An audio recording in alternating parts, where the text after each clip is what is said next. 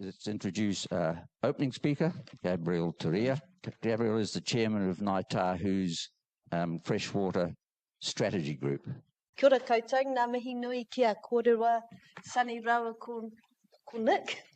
Thank you very much for this opportunity to talk to you today. It's a fantastic turnout, and I'm so thrilled to see that so many people are interested in our wonderful braided rivers. I just wanted to start off my presentation reading out a little piece for you. I don't know if any of you have read the book, but it's called The Long Dispute from Harry Everson. And it's a piece where, from the old manuscripts, he describes what it was like in North Canterbury around the Rakahuri at the time of European settlement. So it was a smiling landscape of grassland, wetlands and forest, backed by bold mountain ranges, capped with winter snow. The plains and downlands, ideal for farming, abounded with weka, koreke and wild pigs. There were fine plantations of cabbage trees, 3 ancient podocarp forests. The largest remaining on the plains held a wealth of bird life and timber. Streams of crystal clear water gushed from underground sources, nourishing a maze of channels, swamps and lagoons, rich in eels, lampreys, waterfowl and fish.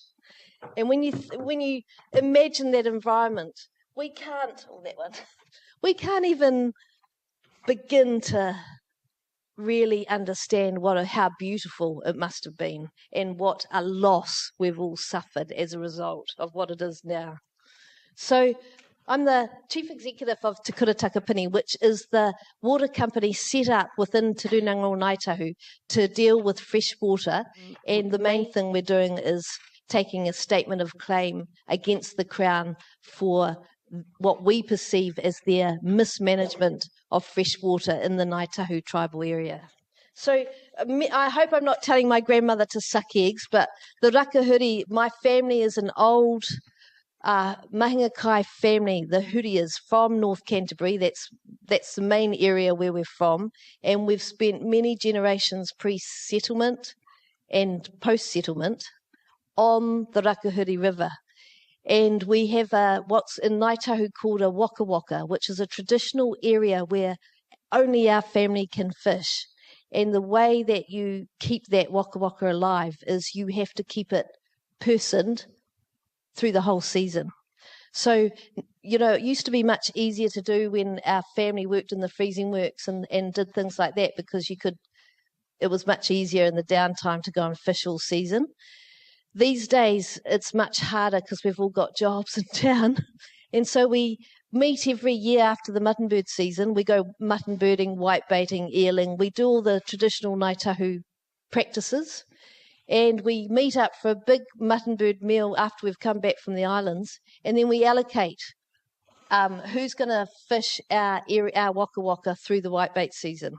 And you cannot miss a day, because if you miss a day, you relinquish your mahinga, your ahika, which is the fire you have to keep burning on that site. And other people can't come in. And people that we allow to come in our spots, they can't bring their kids or their friends or their cousins. And you actually, if you do, it can get quite feisty. As anyone that knows the Rakahuri will be aware that there can be a few scraps. Well, usually it's a breach of one of those tikanga aspects of how we operate. It's a finely tuned, quite sophisticated system, and it's how we monitor and measure how much we take and what we do on that river. So I've spent my whole life on that river, and it's my aunties and uncles, that river is in us. And what I know from when we settled in 1996 to where we are now, what's happened to that river. I was part of the A-team in the Ngāi Tahu settlement negotiations. I was the only woman. At the time, I was a single mother, and I was with all the men, the big men of the tribe, and Doug Graham and all of his big advisors, and I was a lot younger. And we'd all be up in Wellington negotiating, Tipini at one end smoking a cigar, Doug Graham at the other end smoking a cigar, me in the middle choking, and trying to sort of keep up with it all. And they would bang the table and say, I think this is going to be an all-nighter. And then they'd ring their wives and say, I won't be home for dinner.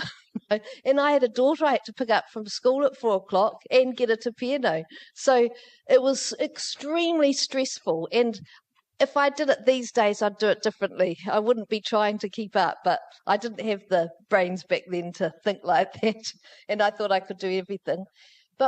So it was very tough. And one time through it, it was Labour weekend, and all my family were whitebaiting on the Rakahuri. And I thought, you had those giant block cell phones.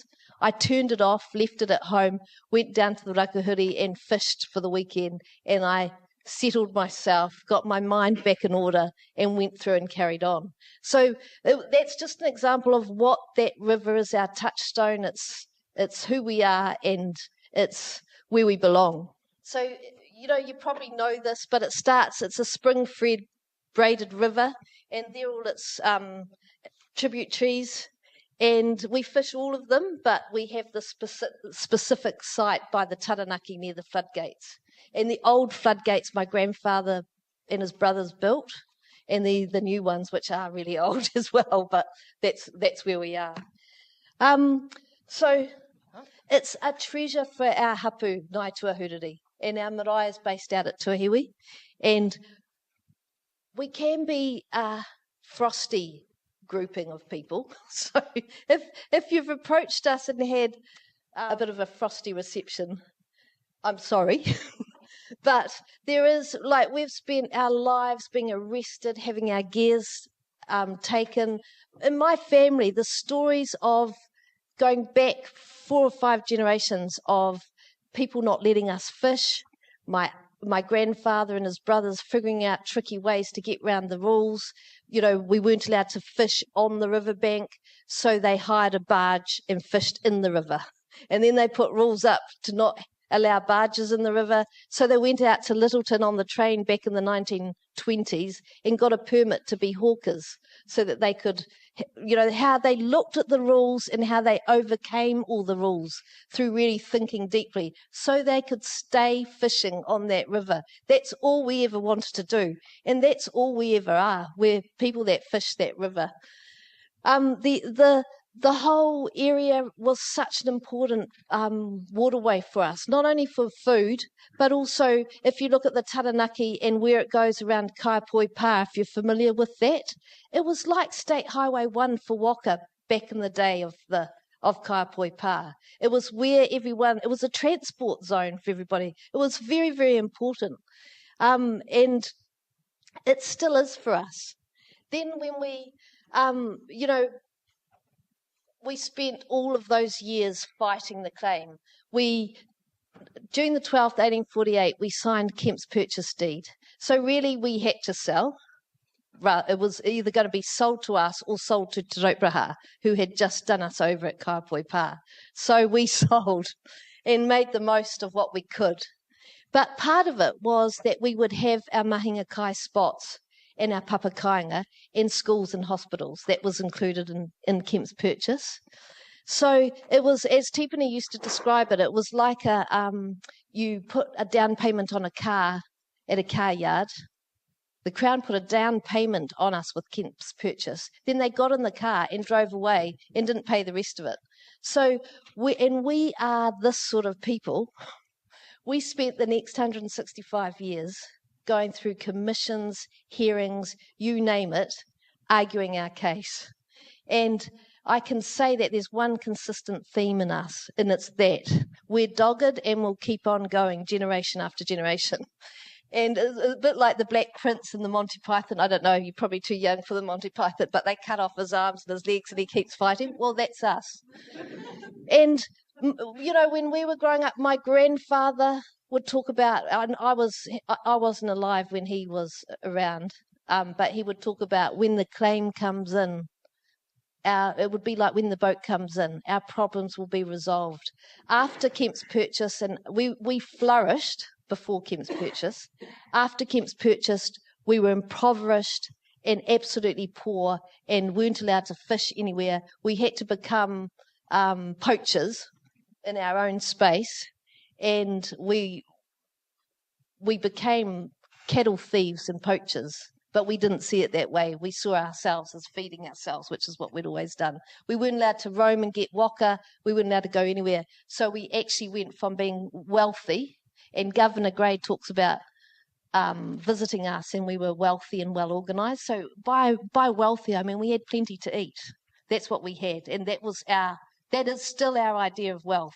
Plenty to eat and lots to give your visitors, because that's all we are in Ngāi Tahu. If you can't overfeed your visitors with food that you've caught and prepared and preserved in the same ways that your ancestors did, you don't have much mana in Ngāi Tahu. So we went overnight into nothing. So we spent the next 165 years fighting the claim, and that was what I was part of the settlement of. So my great-grandfather was part of the process, and I was in the year of settlement, and my daughter was in the year of what life was after settlement, and it has been quite a different thing. And my father was in between, living in the poverty and trying to scrabble our way out. So the settlement meant a hell of a lot to us. One of the things it did promise that no other settlement has promised, and this is the key part of our court case, is Ngāi Tahu rangatiratanga, which is the exercise of our authority in accordance with our tikanga and kawa, which is what we still do on the Rakahuri River. And it recognised and guaranteed rangatiratanga under Article 2 of the treaty. It also said that the Crown would commit to enter into a new age of cooperation with us. And that's part of our settlement. It's a legal document. It's an act of Parliament. And so what we're going back to court about is they've forgotten all of that. But we don't. And we'll keep going. So what's happened since 1996 settlement is that beautiful river on the day when I was losing the plot and had the giant brick cell phone and spent that Labour weekend on the Rakahuri. And I picked up the water in my hand and drank it and washed my face with it. And I felt better after that. And it seemed to just soothe all the anxiety I was going through at the time with the stress of keeping up with the boys through that whole process.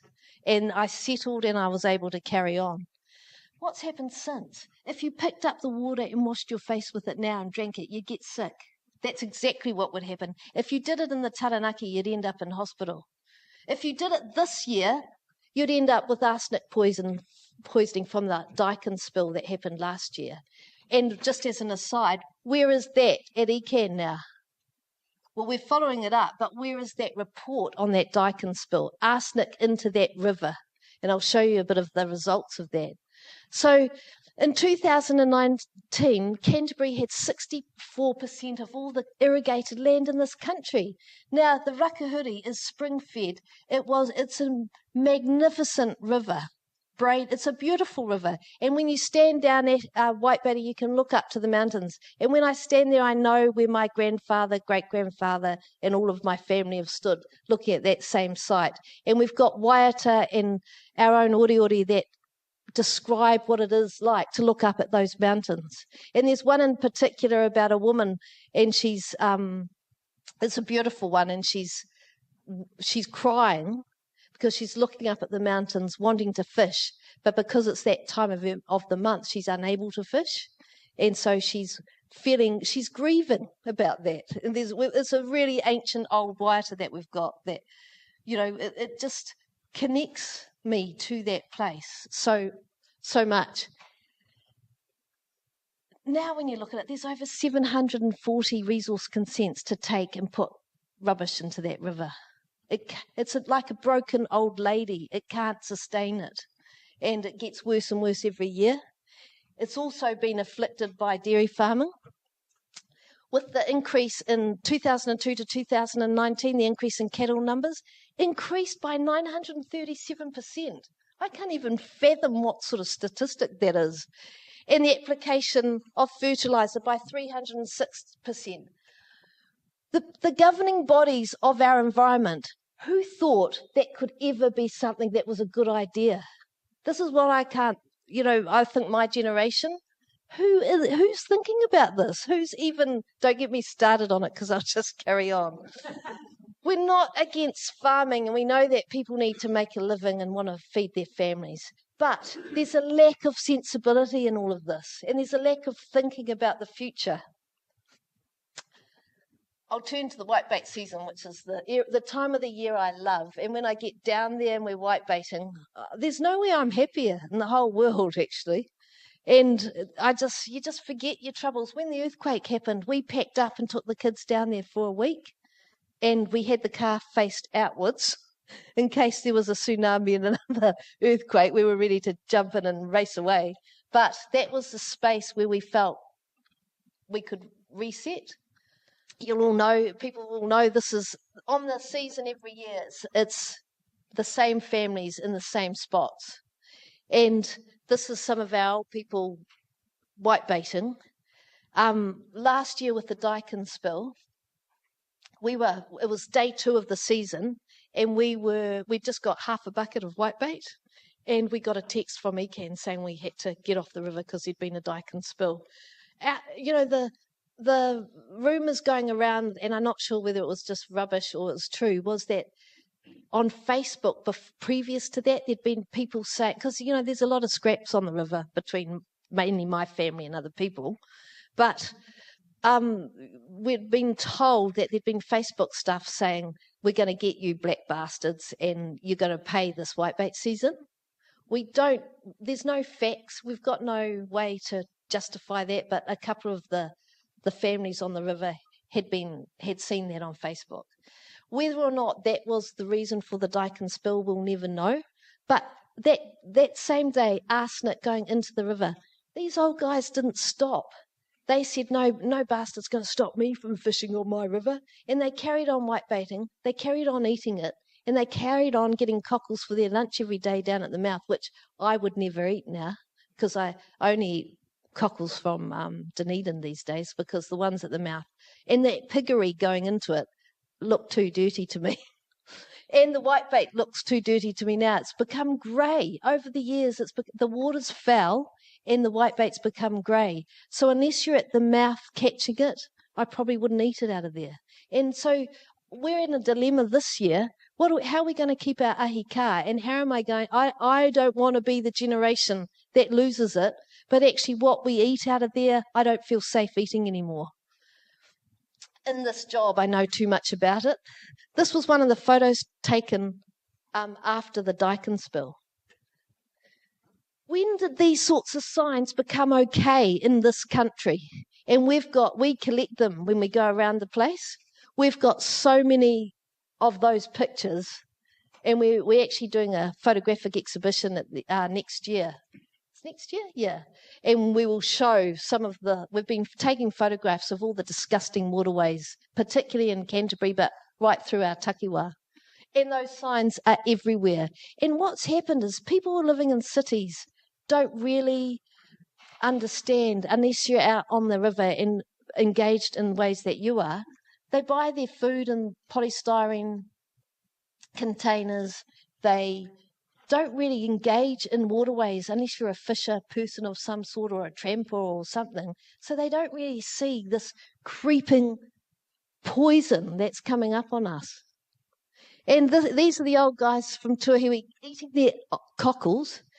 Kirsty and our photographer, being polite, ate them that day with them. The photographer ended up in hospital and violently ill, and Kirsty looked terrible for a week.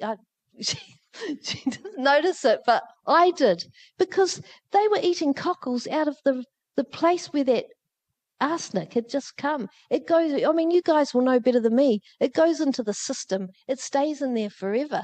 It's the worst thing that could have happened to us. So who's holding them to account for this?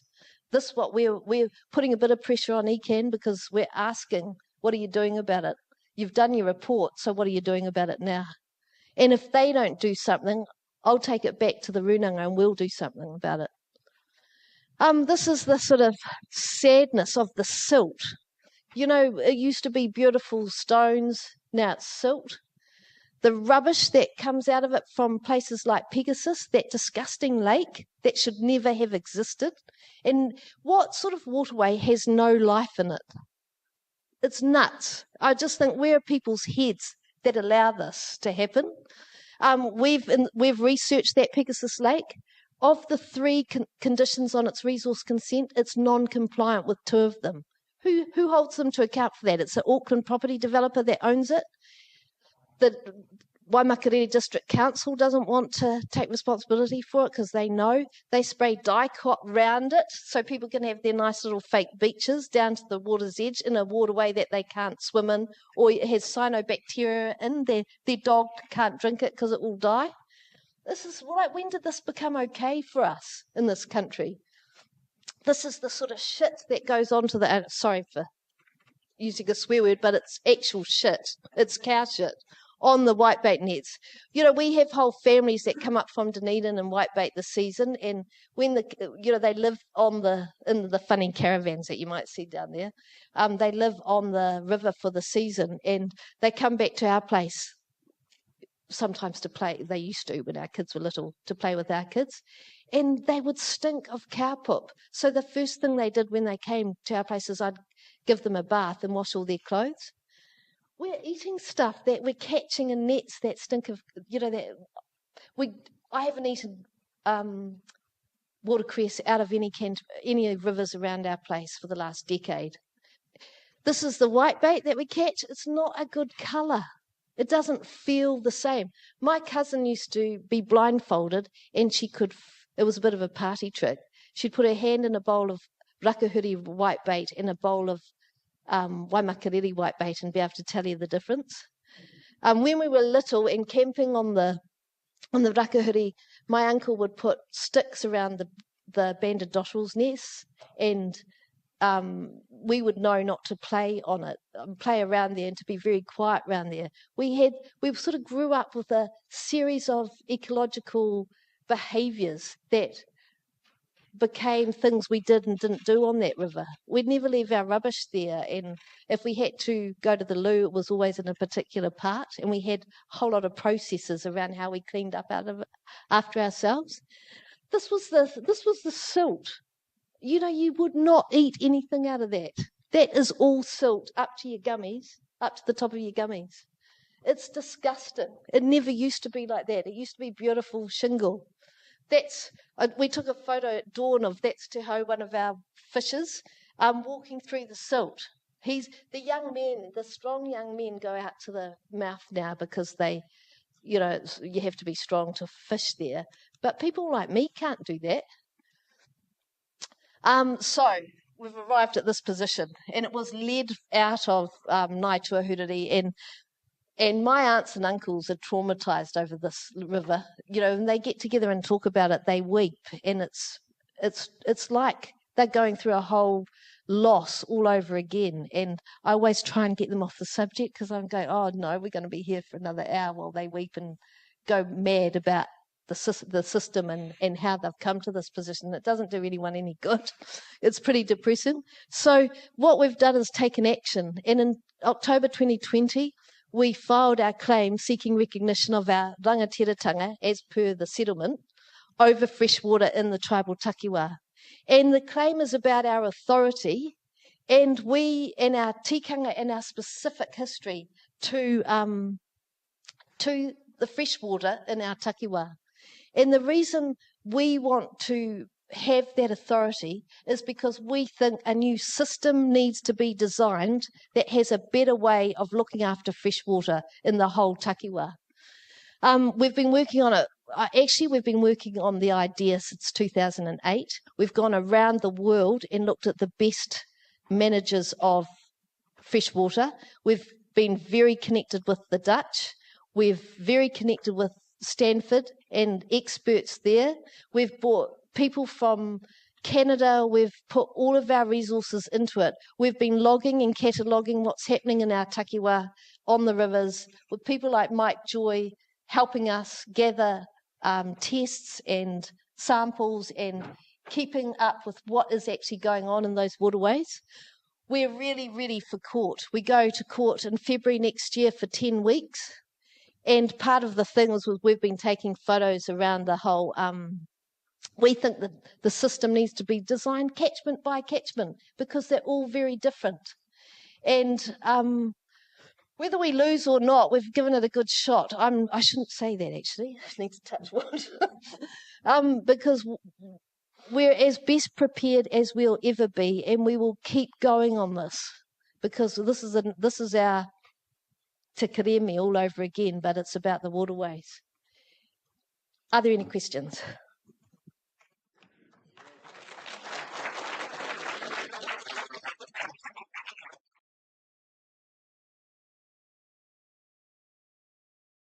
You're exactly right. So that little place where the new subdivision is, where the river dried up there, the little creek, completely dried up. And springs in Tūāhuriri, where I live, have never been dried up, and they were this year.